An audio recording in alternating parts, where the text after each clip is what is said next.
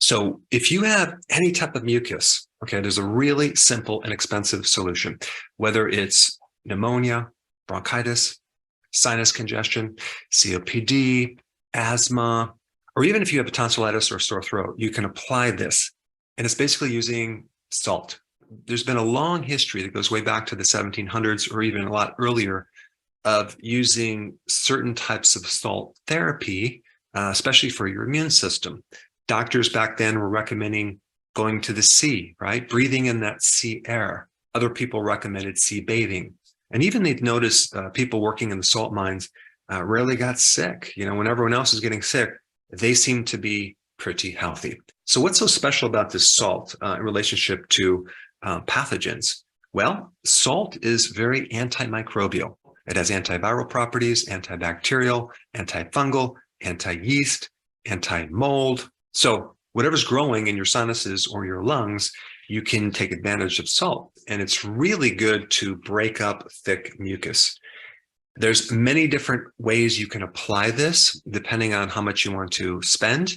I mean, the cheapest thing is to go to the coastal region where there's sea air and just, be in that environment, just breathe that salt air. Another thing you can do is just take a teaspoon of sea salt, dissolve it in a glass of warm water, and drink that.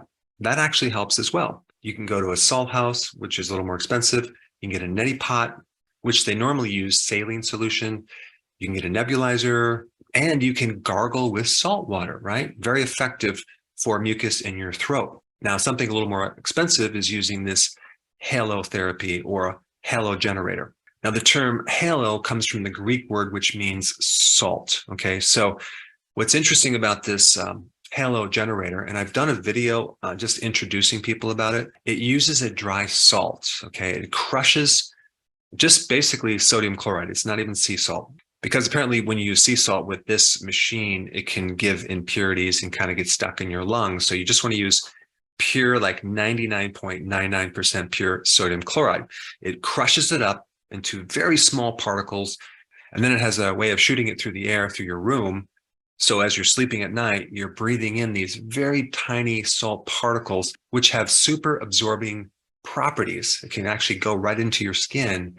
It's very anti-inflammatory, antimicrobial, and you will wake up feeling like you can breathe a lot better because it's going to thin the mucus and help reduce all that mucus that actually irritates the pathways in your respiratory system.